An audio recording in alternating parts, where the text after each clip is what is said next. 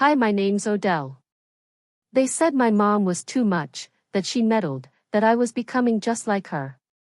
And I thought if that's true, maybe being like her is the only thing that saved me. Because at my rehearsal dinner, while people raised their glasses, my fiancé and his mother raised something else, a public mockery of the woman who raised me. I didn't cry. I didn't shout. But I did walk out. And I didn't come back. Before we begin, tell me, what time are you listening and where are you from? Have you ever been quietly erased by the very people who were supposed to stand by you? The dress I wore that night was deep blue, not just any shade. My mother used to call it storm calm, like the ocean just before a hurricane hits.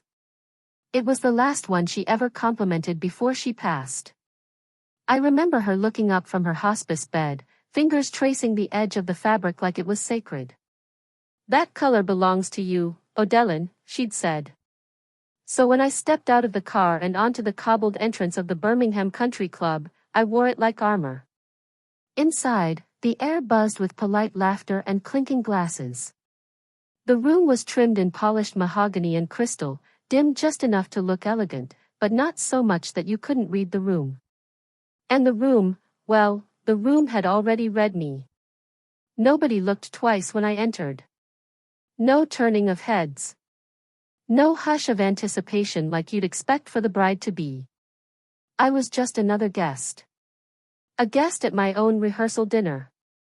Merrick's mother, Veralda, spotted me across the room and offered a wave, not a warm one, just a brief flutter of fingers before she turned back to her group, all of them draped in pearls and judgment.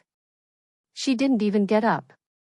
I found Merrick near the bar, his suit tailored, his smile distracted. There you are, he said, pecking my cheek quickly before scanning the room again. Place looks great, huh? Mom really went all out. She sure did. As I made my way to our assigned table, a folded card caught my eye. It wasn't my name. It was Patricia, my mother. I stopped. The card sat at the end of a table near the corner, alone. One chair pulled out slightly. No flower. No candle. No frame of her photo. Just a blank spot, too intentional to be random, too empty to be kind. I turned to Merrick. Why is there a card with my mom's name on that table? He squinted. Oh. Huh. I didn't know they were doing that. I think it's sweet, babe, a little tribute maybe. Without asking me? I murmured. He shrugged. They probably meant well. It's not a big deal. Not a big deal. That was his line for everything lately. I didn't press. I needed air. But air was a luxury I wouldn't get tonight. We sat through dinner. People toasted, laughed, raised glasses. Merrick's sister said something about childhood bike rides and boyhood pranks. His father stood up to list everyone he wanted to thank, caterers, decorators, photographers, even the valet team. He didn't say my name. He didn't mention my family, and certainly not my mother. Then came Veralda. She floated up to the microphone like she was stepping onto a pageant stage. Her voice carried without effort. Tonight is about love, she began, hands clasped in front of her like a sermon was coming, and about all the people who made this day so special. I leaned in, waiting. She thanked the florists, the venue, her friend Eleanor for loaning the lace chargers, her husband, Merrick, of course, his godmother in Florida, the people who made this day possible. And just like that, she walked off. No mention of me. No mention of my mother, who helped pay for my first year of grad school when my dad was drowning in hospital bills. No mention of the woman who taught me how to write a grant proposal at 15 and pushed me to publish by 25. The woman who used to say, they may not clap now, but you clap for yourself first. I swallowed that memory like gravel. The program had been printed in gold. I flipped through it, fingers tight on the back. There was a section, to our families. Veralda and her husband were named. Merrick's siblings. Cousins. Distant aunts. I turned the page again. Double-checked. No mention of my name, or hers. My throat tightened. I folded the program in half. Then again, until it was a square I could hide under my clutch. Later in the evening, I circled back to the empty seat labeled Patricia, still untouched. Still ignored. Like an apology without voice. A chair meant to be noticed, but not acknowledged. A performance. I leaned against the wall near the windows, away from the clinking and toasting. I slipped my hand into my purse and found it, my mother's old handkerchief. White linen, soft and clean, with a small embroidered magnolia in one corner. She always carried it in her Sunday coat. I pressed it between my palms, breathing in as if I could catch a trace of her scent. "They can't take your place if you know who you are," she'd said once. But what if I didn't? What if every time I let something slide, I chipped a little piece off myself until there was nothing left to defend? I heard laughter from across the room. Veralda and her friends were sipping rose, leaning in toward each other, laughing just a bit too loudly, like they'd just shared a joke. Merrick walked past me, chatting with someone I didn't know, and didn't even glance my way. I smiled to no one, just to stay present. But inside, something cracked. Something I hadn't wanted to face. I'd made room for Merrick's world in mine. But he hadn't made room for mine. Not even tonight. Especially not tonight. And as I stared at that untouched chair, silent, ignored, used, I realized I was next. If they could erase my mother this easily, they could erase me. And no one here would even blink. Then I heard the first joke. And realized it wasn't just silence. I was battling. It was mockery. I was headed back to my seat when I caught them, Merrick's Aunt Carol and his cousin Lainey, standing near the dessert table, their heads slightly tilted toward each other, speaking in voices that weren't meant for me to hear but loud enough to land. "It's sweet of Merrick to marry someone so grounded," Carol said with a tone that made grounded sound like low rent. Lainey smirked. "Well, you know what Veralda always says. He settled for comfort, not class." It hit like a slap in a crowded room. I paused mid-step, one hand still on the back of the chair, unsure whether to walk away or turn and confront them. My eyes flicked to Merrick. He was just a few feet away, talking to someone from his firm. But he heard it too. I saw his expression tighten, not with anger, not even discomfort, just a quick blink, then back to small talk like nothing had been said. He said nothing. Not to them. Not to me. I sat down. My hands were steady, but I didn't touch the wine. My appetite had disappeared, replaced by something thick and bitter at the back of my throat. I told myself I was imagining things. Maybe they didn't mean it that way. Maybe this was all just stress. But then the mic crackled and the MC announced it was time for Merrick's toast. He stood, adjusted his blazer, and kissed my cheek lightly. I waited to hear what he would say. Maybe he'd mention my mother. Maybe he'd say something kind about us. The screen behind him lit up. A slideshow began to play, soft transitions, gentle music. Photos of Merrick as a boy, his parents on their wedding day, vacations, graduations. Then a photo of me and Mom. Graduation day. She had both hands on my shoulders, smiling like she could see the future. I looked up, waiting. But Merrick's phone buzzed. He glanced at the screen, stepped back from the mic, and mouthed, "Work. Be right back." He walked off, phone to his ear, not even looking at the screen behind him. The audience hesitated.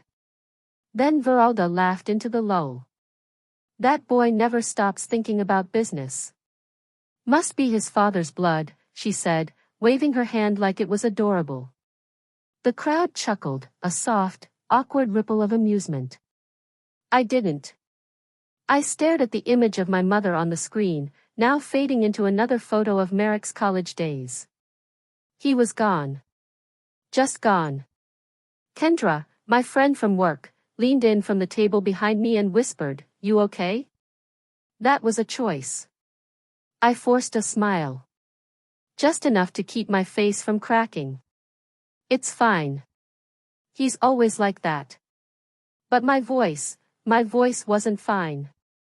It sounded like it had been borrowed from someone who'd forgotten how to believe herself. Inside, the question burned through every corner of me. Is this what the rest of my life will be?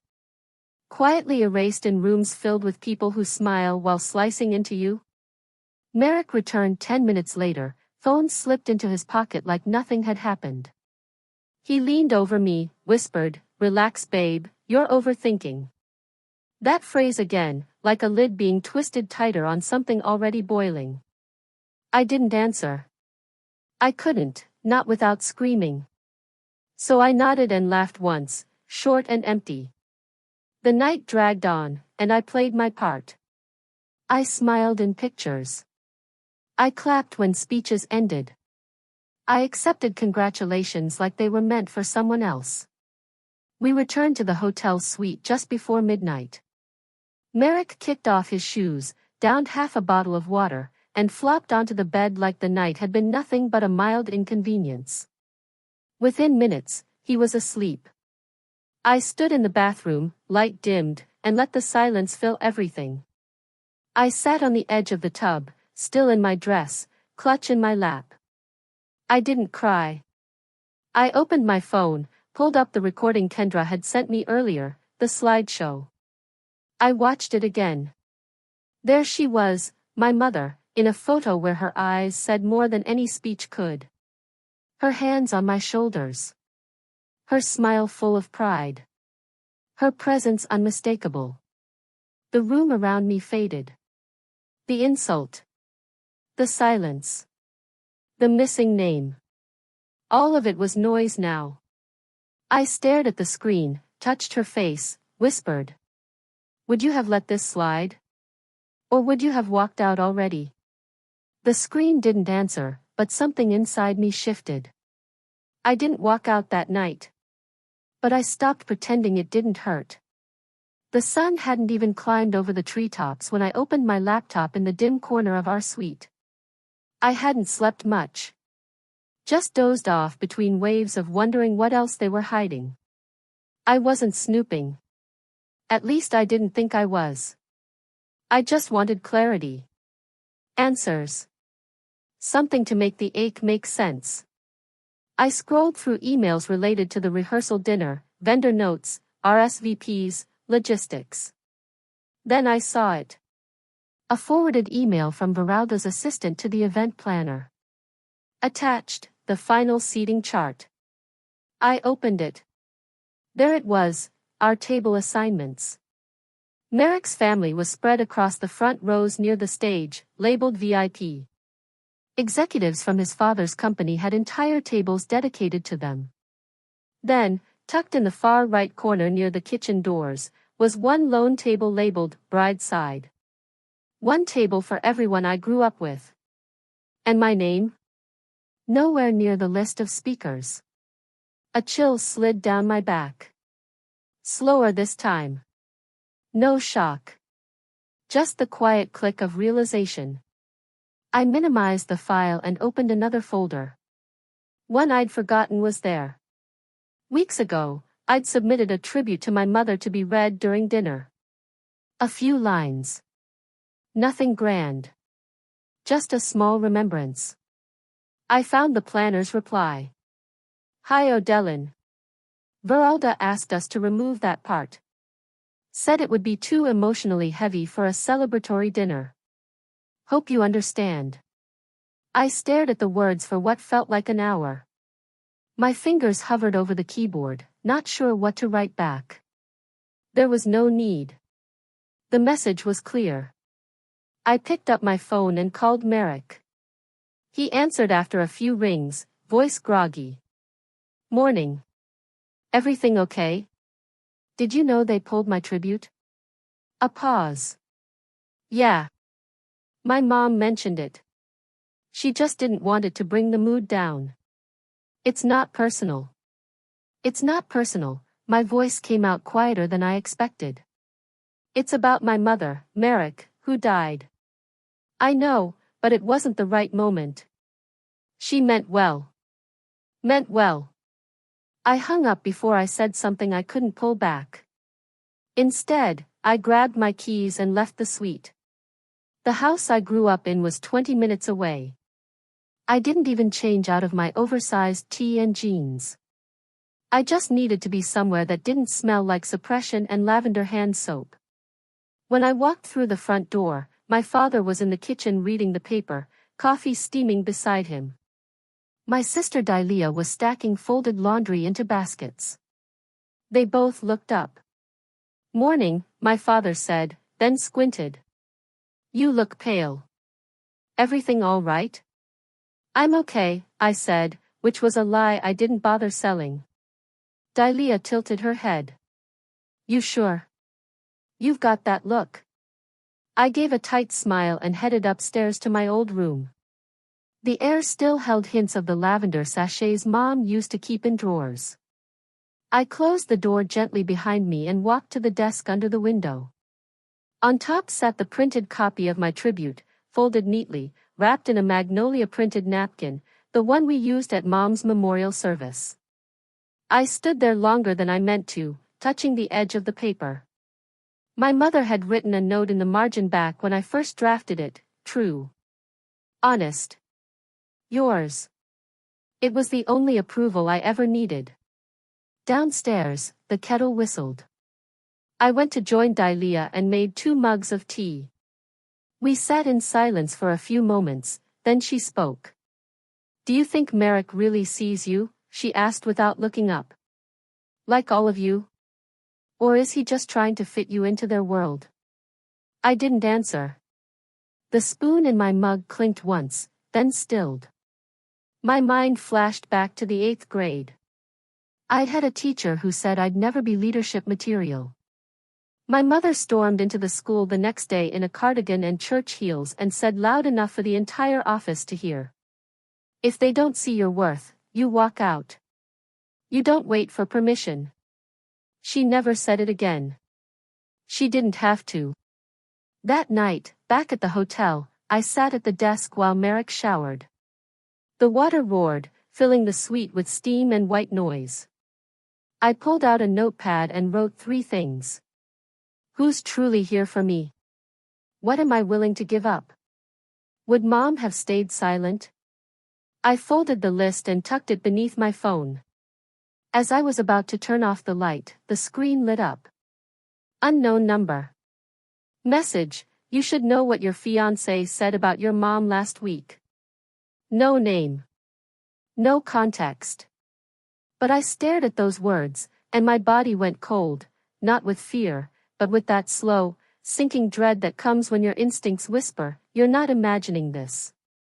The message wasn't signed, but it changed everything I thought I knew about the man I almost married. I sat on the edge of the bed, the glow from my phone casting long shadows on the carpet. I replayed the audio clip 3 times. At first, I couldn't process the voice. I hoped it was a mistake. A cruel prank. But it was Merrick. Clear as day. His tone was light, joking, like he was describing an annoying neighbor, not the woman who once held his hand through his father's funeral.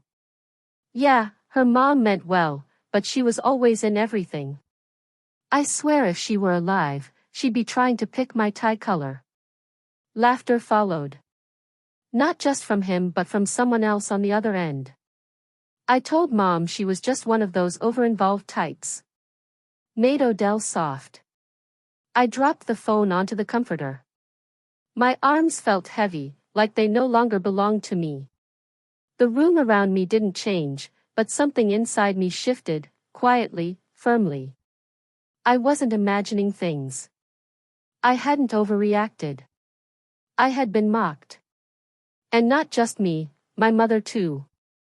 Her memory dragged through the mud of someone else's casual convenience. The next morning, I didn't dress up. I didn't put on makeup. I met Merrick at a diner near the venue, where he was already halfway through his coffee, scrolling on his phone. He looked up and smiled as if nothing was wrong. "You okay? You look tired." I sat down. "Didn't touch the menu. I got a message last night." He blinked. "From who?" "I don't know. But it had a voice recording. You talking about my mom." His shoulders pulled back just slightly, like he was bracing. "Odell, come on. You said she was over-involved. That she made me soft." He sighed, leaned back. "It was just a private conversation. Guys talk. You can't take every little thing literally." "Little thing? That's what you think that was?" "She was always a lot," he said, eyes scanning the table. "I mean, she meant well, but she didn't always know when to stop." I looked at him and saw someone I hadn't seen before, not the man I'd been building a future with, but a man who would have gladly edited my mother out of the picture if it made things easier. "You used to thank her for helping you with those restaurant applications. She co-signed on the business loan, with your mom." "That was years ago," he muttered. "You're digging up ghosts." "No," I said, steadying my voice. "I'm uncovering the truth." He waved it off like I was being dramatic. "You're too sensitive. Just let it go. Let it go." It was a phrase I was starting to recognize as his favorite shield, the thing he said when he didn't want to take responsibility. I didn't finish the coffee. I didn't say goodbye. That afternoon, I stopped by the cemetery. The air was warm, the kind of heat that made the grass smell sweet. I laid down fresh magnolia and knelt, brushing away a dry leaf from the corner of her headstone. I whispered, "You weren't too much, you were everything." No tears, not this time, just a sense of clarity I hadn't felt in weeks. Later that evening, I went home, not to the hotel suite but to my father's house. I sat at the kitchen table and opened my laptop. I started writing, not a speech for the wedding, something else, a letter. I didn't know if I'd send it, but I needed to get it out. I attached screenshots of the event email, removing my tribute of the seating chart. I added a scan of the signed check where my mother had paid off a third of Aralda's debt during the restaurant's rough patch. I transcribed the audio message. By the time I was done, I had 7 pages of documented quiet betrayals. Dalia walked in halfway through and watched from the doorway. "You planning to actually send that?" she asked. "I don't know," I said, closing the laptop, "but I'm done being quiet." "Good," she said, "because it's not just about you anymore. It's about her. About how they're rewriting everything." That evening, I was expected at a pre-wedding dinner hosted by one of Veralda's friends. It was smaller, more intimate, mostly women in silk blouses and over-polished smiles, sipping from long-stemmed glasses. I wore navy, no jewelry, just the embroidered handkerchief from Mom, folded tight in my clutch. When someone leaned over and asked casually, "What was your mother like?" I didn't flinch. I met Veralda's eyes across the table and said, she was the kind of woman who'd never let someone else rewrite her story. I didn't raise my voice, I didn't need to. The message had been sent. But warnings only work on those who care to listen, and Veralda was about to make that very clear. That night, after the dinner, we barely spoke in the car. The silence wasn't new, it had been stretching between us thread by thread, but now it held weight. Merrick drove with one hand on the wheel, tapping out some rhythm I didn't recognize, and I sat staring out the window, clutching my mother's folded napkin in my lap like it might anchor me. Back at the house, we ate quietly, leftovers reheated. I pushed green beans around the plate while he scrolled through his phone like it was a lifeline. I finally said, "Did you ever respect her?" He looked up. "What?" "My mother. Did you ever respect her?" He blinked, then set his phone down with a sigh. Why are we doing this now? Because you called her exhausting, said she made me soft. I just want to know, did you ever actually see her or was she just another inconvenience? He smiled, then his jaw tightened. She was too involved. Always had to be the hero in every room. You know that. She showed up, I said, voice low. That's what you mean, right? She showed up, spoke up, and didn't care if it made anyone uncomfortable. He tossed his fork down. And now you're just like her. Always pushing, always needing something more. It's exhausting. I sat back, stunned, not because he shouted. He didn't. That was the part that stung. It wasn't rage, it was honesty. It was belief. So I exhaust you? I didn't flinch. Sometimes. Yeah. You act like this family owes you something. The words landed like stones in my gut. I stood up, took my plate to the sink, and turned the faucet on. The sound of running water gave me a minute to keep my hands steady. I didn't argue. I didn't scream. I just let that truth settle. Later, in the bedroom, I stared at myself in the mirror. The woman looking back didn't seem like someone who'd ever begged for anything, but she looked tired, not from the day, but from carrying the weight of someone else's comfort. Somewhere in the back of my mind, I heard Veralda's voice, "You should be grateful you're marrying up." And just like that, the air in the room changed. I wasn't a woman about to be married. I was someone being tolerated, measured, fit into a mold someone else carved without my consent. I remembered being 12, standing in front of my class, presenting a project on women in science. I'd been so proud of my slides, but the teacher cut me off, said my voice was a bit too much. That night, my mother knelt next to me, brushed the hair from my face, and said, "If they call your voice too much, it means they're used to silence." She never once told me to tone it down.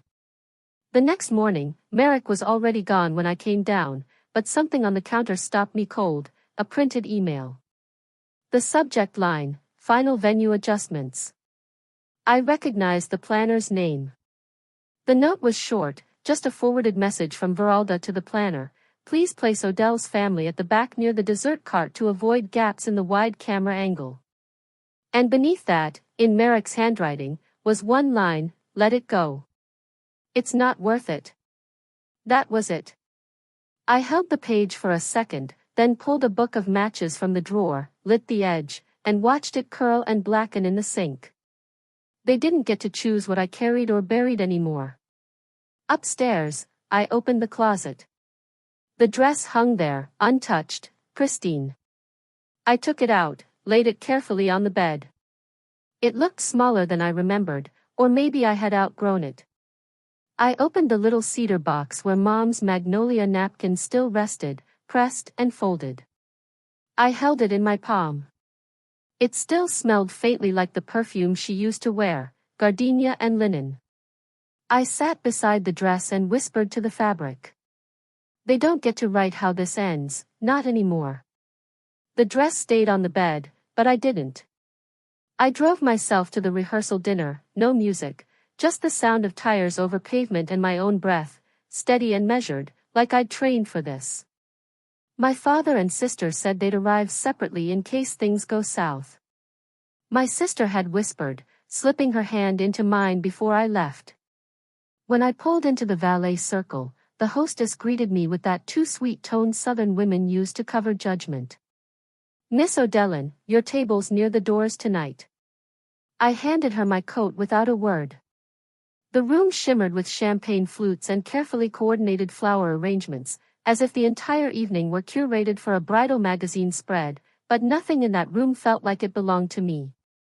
My father gave me a small wave from a table tucked by the kitchen entrance. My sister sat beside him, stiff-backed, eyes scanning.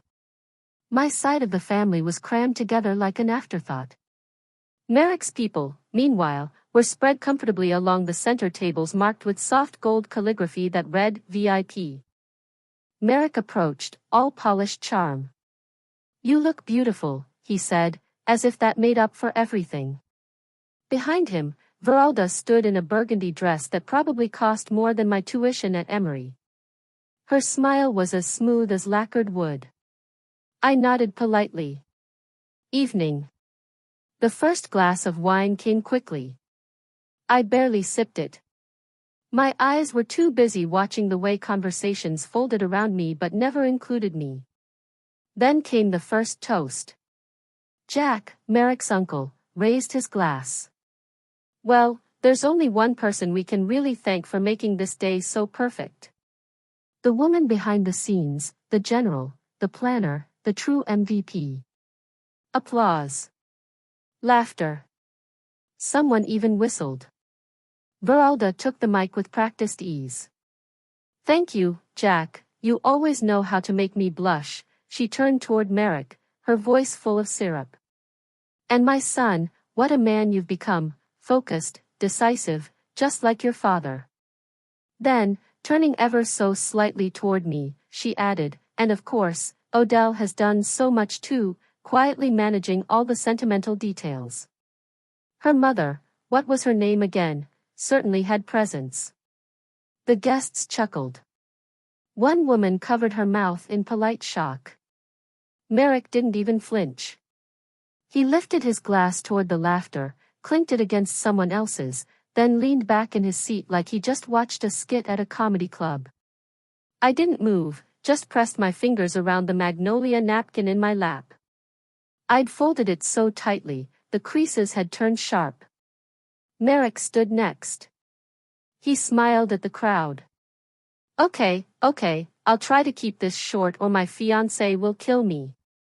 Laughter again.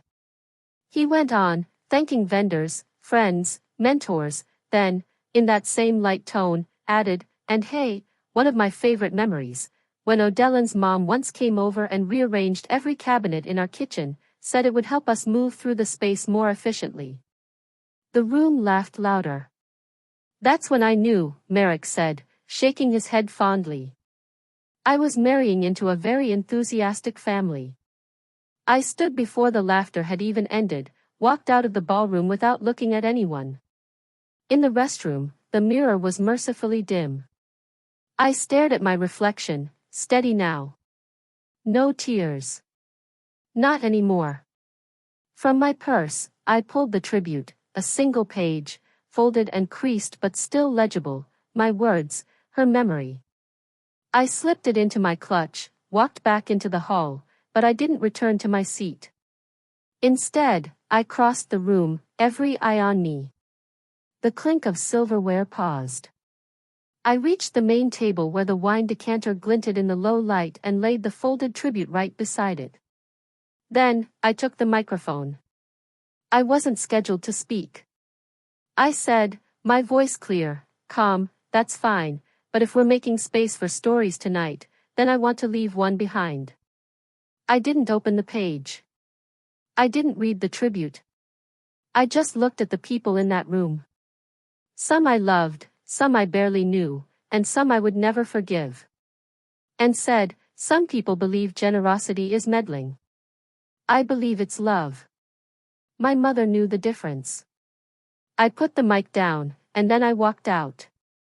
As the door closed behind me, I realized I wasn't walking away, I was walking forward. The next morning didn't greet me with peace. My phone lit up before sunrise with missed calls and email alerts stacked like bricks across the screen. At first, I thought maybe someone was worried, maybe Merrick, maybe Veralda. But then I saw the message from Human Resources at my university, "Please see attached inquiry. We are required to follow up on any mention of professional conduct appearing in public media." My fingers froze mid-scroll. The attachment was a link. It led to a LinkedIn post from Veralda. I read every word twice, then a third time, because I couldn't quite believe how neatly someone could twist truth into poison. It didn't name me outright, but it didn't have to. It described a guest who used the guise of grief to disrupt a family celebration. She wrote about how some people struggle with boundaries and how not every spotlight is theirs to claim. The final line sat like a dagger between my ribs. Sometimes people weaponize tragedy to mask character flaws. The comments were rolling in. Sympathy poured in for her, strangers praising her grace, others offering prayers for her strength. A few hinted at who the post might be about. One said, "Weren't you the one whose son is marrying a professor?" I didn't cry. Instead, I closed the app and got up, poured coffee with steady hands, sat at the kitchen counter, and opened my laptop. Within an hour, a local wedding blog had picked up the story, spinning it into gossip. They posted a blurry photo of me walking out the night before. Someone must have snapped it near the valet. The headline read, "Bride-to-be storms out after awkward toast. Tension over family drama." In my inbox were messages from colleagues, former students, even strangers. Some were cruel, professional women should know better, some were patronizing, maybe take some time to reflect, a few were just confused, "Are you okay? What really happened?" But the silence from Merrick, that said the most. My sister finally texted, "They're trying to destroy you." "Oh, call me." I hadn't yet figured out what to say. I wasn't ready to talk until I knew what I needed to express. I drafted a response to Veralda's post, deleted it, then wrote another, only to delete that one too. Finally, I called Hal, my old mentor from the university. He taught literature, but he understood strategy better than most chess players I've ever met. He picked up on the second ring. "I figured you'd be calling soon," he said. I exhaled, and for the first time in 12 hours, I felt like I could breathe. "I want to burn it all down, Hal." He didn't laugh. He didn't say no. He just said, "Let them play checkers. You play chess." Truth is quiet, but it moves pieces. After we hung up, I opened a folder my mother had left me, tucked inside an old filing box years ago.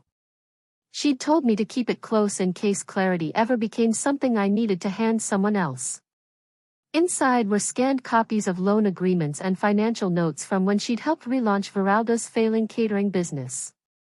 She had loaned her money quietly, interest-free, with grace. Next, I printed the email chain from the wedding planner, the one where Veralda requested that my tribute be removed. Then, the final touch, I transcribed Merrick's voice from the message I had saved, the one where he laughed about my mom. He called her too involved and said I'd become just like her. That evening, I stood in the doorway of my apartment holding a manila envelope addressed to the wedding planner. It contained the tribute, the receipts, the seating chart I wasn't supposed to see, no cover letter, no explanation, only a return address, Dr. Odelin Reyes. I dropped it in the mail slot, no fanfare, no fury, just fact. Back inside, the sun was dipping low over the buildings, casting that warm amber I always associated with my mother's living room lamp. I made tea, sat cross-legged on the couch, and opened a file I hadn't looked at in months, the tribute video. It was just under 3 minutes, simple. My mother seated at a church fundraiser years ago, being interviewed by a high school senior. Her hair was silver already, but her eyes were sharp. When asked what she'd tell her younger self, she smiled and said, "When people try to shame you into silence, it's often because they're scared of what you remember." I paused the video, stared at the screen, then whispered, maybe it's time they remembered too. The next time I saw them, it wasn't for a wedding. It was for a reckoning. It was Thursday afternoon, the kind of clear blue sky that used to feel like a promise. I had just returned from a guest lecture on campus. My voice still faintly from speaking to students about resilience in public discourse. As I stepped into the lobby of my apartment building, I saw them, and Veralda, standing stiff near the potted palms by the mailboxes. She wore a blazer the color of stale champagne. He looked like someone who hadn't slept, but not because of guilt. More like frustration over bad PR. We need to clear the air, Merrick said, not even a hello. Veralda's lips pressed together in something between a smile and a sneer. I didn't invite them upstairs. Instead, I gestured toward the bench in the small lobby alcove, where people usually waited for deliveries. We can talk here. Merrick cleared his throat. This has gone too far. You blindsided us. My mom's business is getting harassed. People are calling me cold-hearted. I nodded. That must be difficult. Veralda's voice snapped through the air like a ruler against a desk. You've embarrassed us, Odell. Do you think this makes you look strong? Vindictive is more like it, I said, pulling the envelope from my bag. I had sealed it last night with a calm hand and a steady heart. I brought this for you, I said, holding it out. Veralda didn't take it. Merrick did. Inside was everything they never thought I'd keep, a typed transcript of Merrick's voice message, the one where he laughed about my mother, where he called her over-involved, like love was a flaw, a printed copy of the tribute I had submitted and was told was too emotionally heavy, scans of 2 receipts, one showing a direct deposit Patricia Reyes made into Veralda's business account 6 years ago, seed funding that saved her struggling restaurant, another showing a loan repayment cancelled at Patricia's request with a note scribbled in her hand, because families shouldn't owe each other. We give. Merrick flipped through them, pale. You didn't just ignore me, I said, my voice measured. You erased a woman who gave more to your lives than you'll ever admit. You laughed while she was turned into a joke. You rewrote her in past tense like she didn't matter. Merrick exhaled, tried to regroup. You're blowing this out of proportion. This was never about your mom. You're using this as an excuse. I stood. That's where you're wrong. It was always about her. Because if you can't respect the dead, you'll never respect the living. Veralda's tone turned sharp. So what now? You're going to ruin our reputations over a speech? Over some fragile little legacy? I didn't flinch. You did that yourselves. I just handed you a mirror. Her eyes narrowed. Do you think people care about your side of things? I looked at her, really looked. A woman so busy curating appearances she forgot truth doesn't need a spotlight. It just needs time. Merrick sat still, unreadable. So that's it, he finally said. I slipped the engagement ring from my finger and placed it on the bench between us. It was over the moment you laughed. You just didn't notice. No yelling. No door slamming. No drama. Just clarity. They left not long after, murmuring something I didn't catch. I didn't follow them out. I sat for a moment longer, listening to the sound of the building's old elevator as it rattled upward, taking them away. Later that evening, I drove across town to the small church my mother once volunteered at, back when she used to organize food drives on Saturdays. I hadn't been there since the funeral. The donation box stood in the hallway below a plaque that read, "In memory of the ones who shaped us." I pulled the magnolia napkin from my purse. It had survived this long, creased at the corners, worn from my fingers clenching it in silence. I folded it gently, slipped it into the box, and whispered, "You're still shaping me.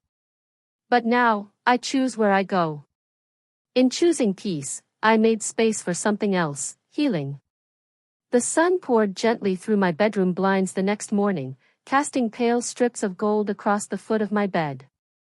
There was no buzz from my phone, no chime of unread emails, just stillness. It felt foreign at first, like a new pair of shoes not yet broken in, but I didn't miss the noise. I made coffee slowly, not because I had time to kill, but because I finally wasn't chasing time. No rehearsal schedules. No tense phone calls. No waiting for someone to acknowledge me. Just the aroma of dark roast filling a quiet kitchen. Later that afternoon, I slipped into a navy blouse and walked to campus. There was a fundraiser, small, just a few faculty and local donors. The university had approved the Patricia Reyes Legacy Fund, an education scholarship in my mother's name. The event was modest: folding chairs, a cloth-covered table, fresh-cut daisies. One of my students approached to say she'd applied for the scholarship. "Your mom must have been someone special," she said. I smiled. She gave without needing to be seen. When it came time for me to speak, I kept it brief. My mother believed in quiet generosity. She believed the most lasting gifts don't come with applause. So today, we honor her, not in speeches, but in opportunities passed forward. There was no microphone drop. No dramatic hush. Just soft clapping and the quiet murmur of kind people talking about something that mattered. Back home, I opened the desk drawer I hadn't touched since the week before. Inside was the unsent letter I'd written to Merrick and Veralda. I reread it once. Each word sharper than I remembered, not because it was cruel, but because it was honest. I didn't tear it up. I didn't burn it. I simply sealed the envelope and slid it into a folder I labeled lessons. It didn't need to be sent. Its purpose had already been fulfilled. Some stories don't need an ending, I whispered, more to myself than anyone. They just need release. A few days passed, quiet and ordinary, until I saw the voicemail notification. No name. Just a number. I'd deleted Veralda. I didn't expect an apology, and I didn't get one. Her voice played flat through my phone speaker. "I hope you're satisfied. You humiliated us all." I guess that was the point. I didn't save the message. I didn't replay it. I pressed delete and set the phone down like it was nothing more than what it was: noise. Later that week, my sister invited me to the botanical garden on the edge of town. We walked slowly under a pale spring sky. She wore flats. I carried a small notebook in my purse I hadn't opened yet. We passed a blooming magnolia tree, the petals heavy and open like quiet applause. She stopped walking. "Do you ever regret it?" she asked. I watched the wind lift the hem of her jacket. "No," I said, not needing to think about it. "I regret staying quiet as long as I did. But not the leaving." She nodded. "I always thought you were the quiet one in the family. But maybe you were just listening longer." We walked on, past a group of schoolchildren taking photos. I didn't know what I'd do next, and for once, that didn't scare me. That night, I sat at my desk, the light low, the window cracked open. On the windowsill rested the magnolia napkin I'd had framed earlier that day. It looked smaller behind the glass, but somehow stronger. I opened my journal and wrote, "They called her too much. But if I inherited that, I'm grateful. Because silence didn't save her, but truth saved me." Then, I closed the book, not as an ending, but as a beginning. Sometimes, standing up for the dead is how we remember who we are.